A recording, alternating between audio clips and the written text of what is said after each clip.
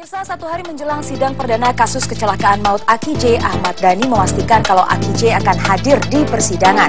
Rupanya Dhani tak bisa menepati janjinya karena Aki J rupanya batal hadir di persidangan. Hakim sampai menilai kalau Aki J dan orang tuanya kurang kooperatif karena tak menginformasikan terlebih dahulu ketidakhadiran Aki J ke pengadilan. Lantas apa alasan Aki J mangkir dari sidang? Apakah Aki J belum siap mental untuk menghadapi sidang perdananya?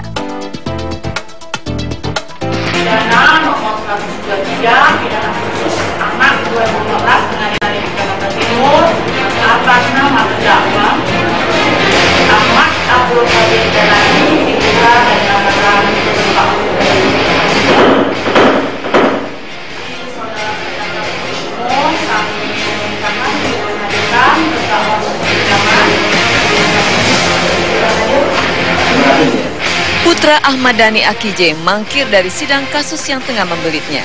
Hal ini langsung menyeruak ketika Rabu kemarin, hari di mana Aki J sebagai terdakwa kasus kecelakaan di Tol Jagorawi yang menewaskan 7 orang itu tak terlihat hadir di Pengadilan Negeri Jakarta Timur.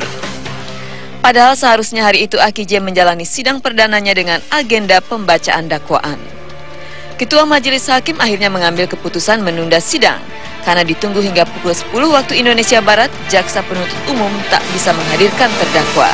Sidang akan kembali digelar pada Selasa 25 Februari 2014 mendatang. Kemanakah Aki J? Mengapa ia tidak hadir? Padahal secara fisik Aki J sudah terlihat sehat, bahkan sudah bisa beraktivitas seperti biasanya, termasuk aktivitas bermusiknya. Kemana pula Ahmad Dhani dan Maya sebagai orang tua atau wali dari Aki J? Karena masih di bawah umur, Aki J harus didampingi orang tua, penasihat hukum, dan juga pihak Bapas. Ternyata dari 4 elemen yang harus ada di persidangan, anak di bawah umur ini tak ada satupun yang hadir, termasuk pihak Bapas. Namun demikian, pihak Pengadilan Negeri Jakarta Timur tetap menilai Aki J, wali dan juga kuasa hukumnya tidak kooperatif, karena tidak memberi konfirmasi secara jelas terkait ketidakhadirannya di sidang. Hakim ketua tadi sudah menanyakan tentang relas panggilan, apakah benar relas itu sudah disampaikan. Jaksa penuntut umum telah menyerahkan relas tersebut, dan relas tersebut setelah kita perhatikan benar sudah disampaikan, sehingga dengan demikian kita berpendapat ketidakhadiran daripada terdakwa bersama orang tua walinya itu tanpa pemberitahuan atau tanpa alasan yang jelas. Setali 3 uang, pihak jaksa penuntut umum juga bingung mengapa Aki J, wali Aki J dan kuasa hukumnya tidak datang ke persidangan dan tanpa konfirmasi resmi. Bila pada pemanggilan kedua Aki J kembali mangkir, akankah jaksa dan pihak Pengadilan Negeri Jakarta Timur melakukan penjemputan paksa? Ini kan perkara anak, ini bukan seperti perkara yang biasanya, perkara yang orang dewasa. Perkara anak itu harus ada paling tidak itu terdakwanya, kemudian orang harus didampingi orang tua, ada juga pihak Bapas. Dalam hal ini ada juga pengacaranya, ada jaksa dan ada hakim. Apabila komponen ini tidak terpenuhi, persidangan ada hambatan. Kebetulan dalam persidangan pertama ini pihak Bapasnya pun bersiap, menunjukkan sidang berikutnya sudah siap. Kemudian dari pihak ini bisa datang. Kalaupun terdakwanya datang, mungkin kan harus didampingi orang tuanya. Itu kan karena anak-anaknya. Kita lihat nanti.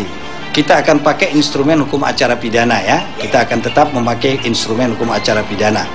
Bagaimana kehadiran tersebut, apakah jaksa bisa melaksanakan tersebut, nanti kita lihat.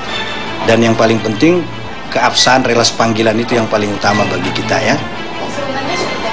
Termasuk tadi panggilan paksa adalah instrumen untuk menghadirkan terdakwa di persidangan ya. Di lain pihak, Ahmad Dhani membantah putranya mangkir dari persidangan, begitupun dirinya serta Maya sebagai wali Aki J. Ketidakhadiran mereka lebih disebabkan lantaran kuasa hukum Aki J, yakni Lydia Wong Senegoro, tak bisa mendatangi persidangan karena yang bersangkutan masih berada di Singapura menunggui ayahnya yang tengah dirawat. Pengacara kita nggak bisa hadir. Salah satu syarat sahnya kan harus ada pengacara. Harus ada Bapas juga ya yang mendampingi. Harus ada orang tua. Kalau nggak ada orang tua nggak bisa sah atau pengadilan anak itu. Nah saya bisa, Dul bisa, semuanya bisa. Pengacaranya nggak bisa. Mbak Lydia sedang di Singapura karena orang tuanya masih sakit. Gitu. Jadi Mbak Lydia menghubungi Kajati, miskomunikasi sama Kajari.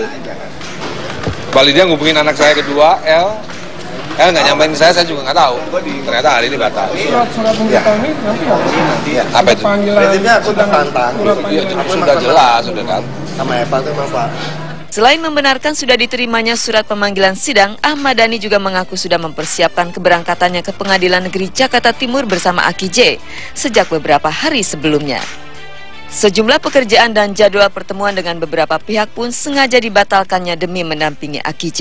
Saya nggak tahu, jadi gini, saya sendiri juga nggak tahu. Saya pikir juga hari ini, karena saya juga meng-cancel beberapa perjanjian karena akan ada persidangan kan. Ternyata pengacaranya sudah ngubungin kepada Kejati.